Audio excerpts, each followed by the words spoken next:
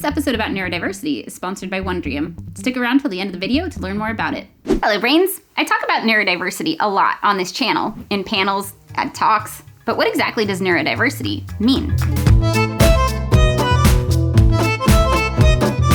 Neurodiversity, noun, is the concept that there is natural variation in the human brain that leads to differences in how we think and behave. It's short for neurological diversity.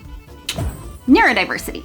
The term was first coined in the 1990s by a sociologist named Judy Singer, who argues that neurological differences, like autism, are just that, neurological differences. In other words, different brains work differently. Neurodiversity exists, just like diversity exists in ethnicity, gender, and sexual orientation. Those of us with ADHD, dyslexia, dyscalculia, dysgraphia, Tourette's, those who are neurotypical, and those who are autistic all have brains that are hardwired to work and learn differently. And even brains within each group are wired differently and have a spectrum of abilities. And while we can sometimes learn to mask those differences are still going to exist. And trying to pretend they don't, or being told that they shouldn't, often comes at a high cost to our sense of self and our mental and physical well-being, often putting our brain's operating system at higher risk for the mental health equivalent of malware, such as anxiety or depression, which is why the neurodiversity movement exists. The neurodiversity movement is a social movement historically led by autistic self-advocates and other neurodivergent activists, advocating for the acceptance of the autism spectrum as reflecting natural variations in the human brain rather than a disease that needs to be cured. This movement has grown within the autism community as well as to other neurodivergent folks. Hi. I have ADHD. While neurodiversity advocates might disagree on some things, and I obviously can't speak for everyone, there are a few key assumptions within the neurodiversity paradigm. 1. Neurodiversity exists. Different brains work differently and have distinct strengths and weaknesses.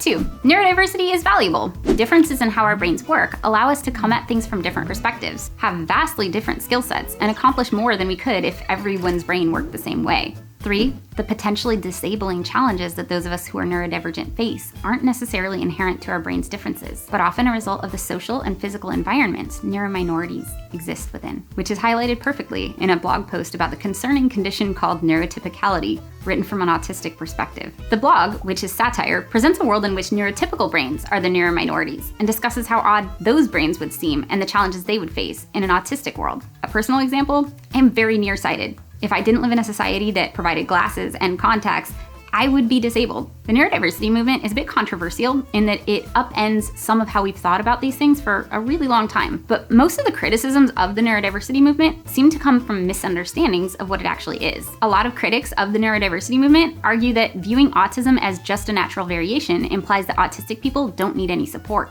But in response to this criticism, one autism researcher and advocate explains it well. Neurodiversity advocates generally consider autism to be both a natural variation and a disability. Advocates therefore concurrently campaign for acceptance and respect for autistic people as valuable members of society, and also fight for appropriate support and services to meet the needs of the autistic community. And the same is true of most ADHD advocates. We recognize that life is hard for us, and there are times where it would be easier to not have ADHD. But a lot of what we struggle with is because of environmental and social factors, and can be mitigated through creating social and physical environments that account for and accommodate neurodiversity. That doesn't mean we reject medical treatment. As a neurodiversity advocate with ADHD, I'm working toward a world that recognizes, appreciates, and accommodates neurodiversity. I also have a therapist and take meds. Acceptance of my brain's differences and support for the challenges I face are not mutually exclusive.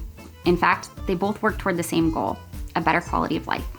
As I've mentioned a couple of times on this channel, I am writing a book this year, which I have never done before, and so I started taking a course on Wondrium to learn how to do it. Wondrium is the rebrand of the Great Courses Plus, and it's designed for curious brains. Whenever I want to learn something in depth, I check there first, because they have a ton of courses, and anything I want to watch is included in my subscription. How-tos, tutorials, documentaries. Wondrium is where you can find the answer to pretty much everything you've ever wondered about, and they're constantly adding new stuff. I've been taking this one specific to writing creative nonfiction, which is what my book is going to be. Part memoir, part how-to. I've already learned a lot of stuff that has saved me time and made my writing better. The info in the courses often blows my mind, but the latest thing I'm kind of obsessed with is I found out I can watch it on my Apple TV, which is hooked up to my new projector. So now it feels like I'm actually in the classroom, which is super cool. Life-size professors. If you don't have a projector, don't worry. You can also watch it on your phone, tablet, computer, in an actual classroom, probably don't do that.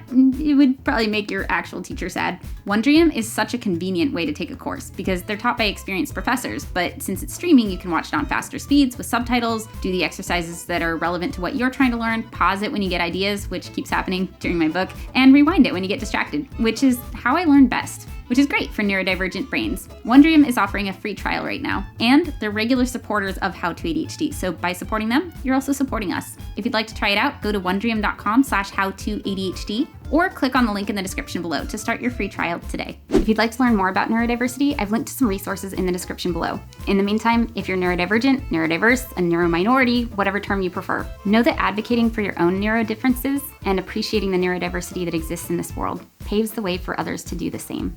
Thank you to my brain advocates and all my Patreon brains for facilitating this incredible neurodiverse community where we can appreciate each other's challenges and strengths. Like, subscribe, click all the things, and I will see you next video. Bye, brains.